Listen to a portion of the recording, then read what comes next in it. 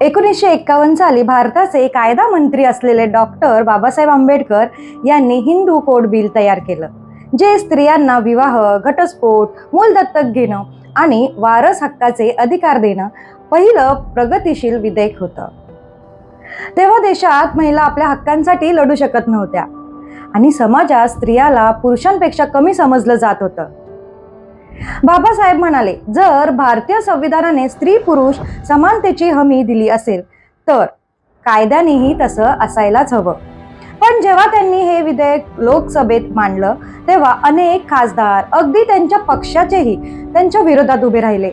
काहींनी तर म्हटलं की हे हिंदू धर्मावर आघात आहे। त्यावेळी पंडित नेहरूंनी देखील याला समर्थन दिलं, पण संसदेने ते बिल पास होऊ दिलं नाही। बाबासाहेब निराश झाले आणि त्यांनी तीव्र निषेध म्हणून कायदा मंत्रीपदाचा राजीनामा दिला।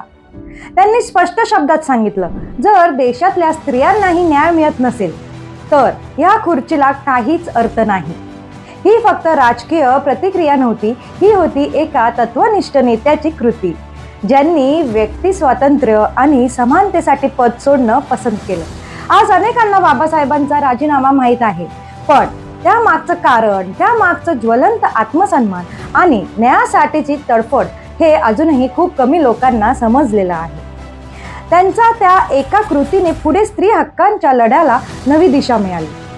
त्यांचा राजीनामा हा पराभव नव्हता, तर संपूर्ण व्यवस्थेवर उचललेला प्रश्न होता। बाकी तुम्हाला हे यापूर्वी माहित होतं का?